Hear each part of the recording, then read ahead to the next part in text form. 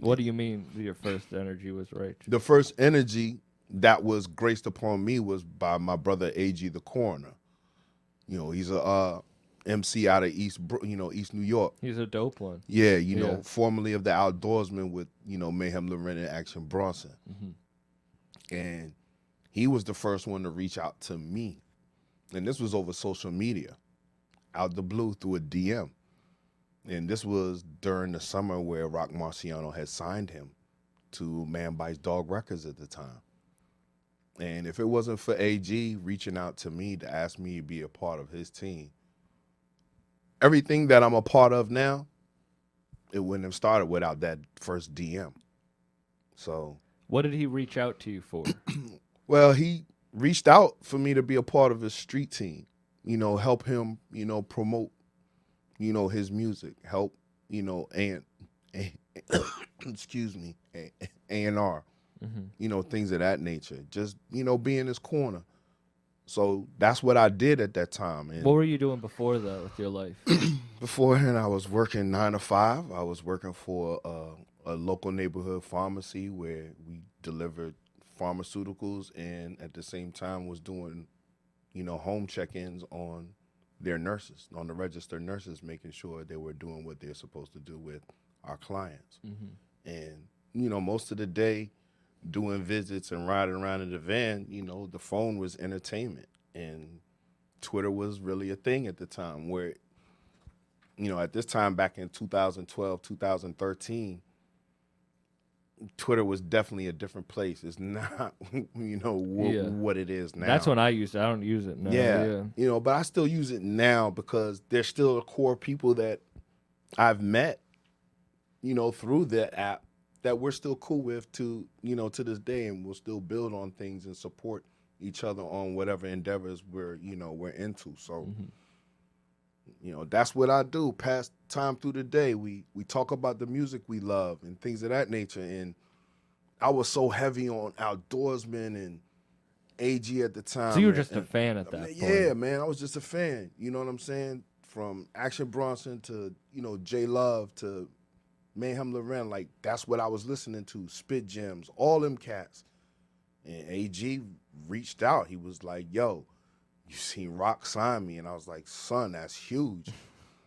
He was like, I'm about to really throw everybody, in the coroner's lab. I'm about to slap them up on the table. I'm like, well, why are you reaching out to me? And he's like, I want you to be a part of my street team. I was like, well, what does that consist of, bro? Like, I just talk shit with y'all on the timeline and keep it moving. He was like, I'm going to direct you in the right direction. I'm going to send you over to Man Bites Dog Records. I'm going to introduce you to the CEO. And once you do that, you're good from there. So when he did that, I think it was roughly about a week later, I made my way down to Manassas, Virginia. This is when I was living in the D.C. area at the time. And this is how hungry I think I wanted it, because I took the train, which was transportation, then took the bus, then probably walked a good 2 miles to get to this office where Man Bites Dog Records was. And they're in a little suite. You wouldn't even know a record label was there. This is where people go to the dentist or get their eyes checked and stuff like that. These people are running a label out of this little office, out of this suite.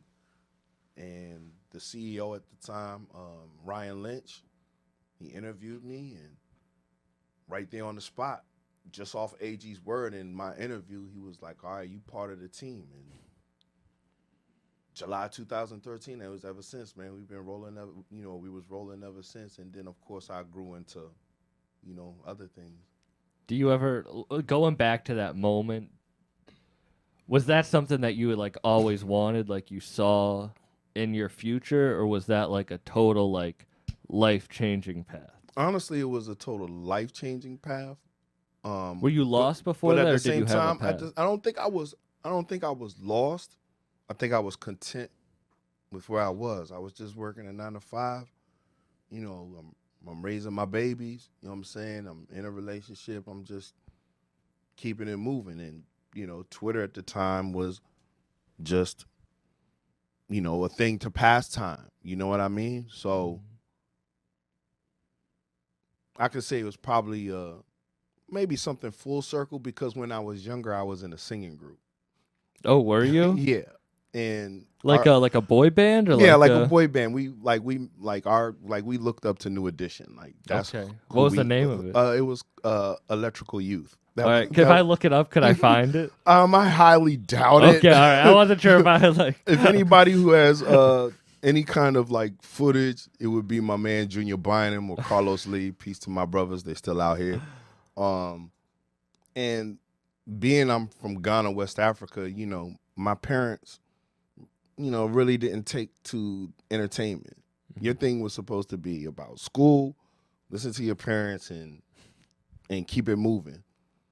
So, of course, as adolescents, we start, you know, growing into other things, finding other interest in the group kind of, you know, disbanded, but we're still all cool with each other, you know. Yeah. I got into skateboarding and things of that nature, and guys went to different But you schools. did want music to be your I future. I always loved music, but I just didn't know how or where or what was going to get me to it. You know what I'm saying? Because I was already, you know, later in my life, you know, accepting that I'm working a 9 to 5 and I'm raising my babies and I'm doing what I'm You're doing. content. Yeah, I'm content.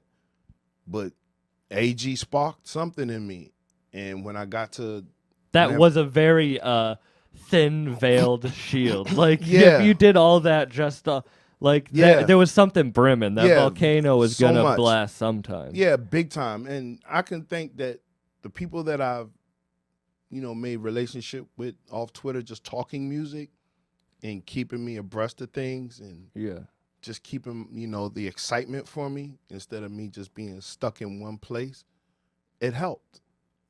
And once I got with Man Bites, they, you know, they taught me a lot of things. And, you know, that's when, you know, I got to learn more about who Rock Marciano was. And his manager, Jazz, you know, Jazz UN Gang, peace to my brothers, you know, the illustrious Pimpire. Yeah. And, you know, after meeting them, you know, those two gentlemen, and then giving me the game that I now have is, you know, it's been a, you know, a nice ride ever since. So you do feel like you're like a different person. That was a life. You're a different person. Yeah, on that. definitely.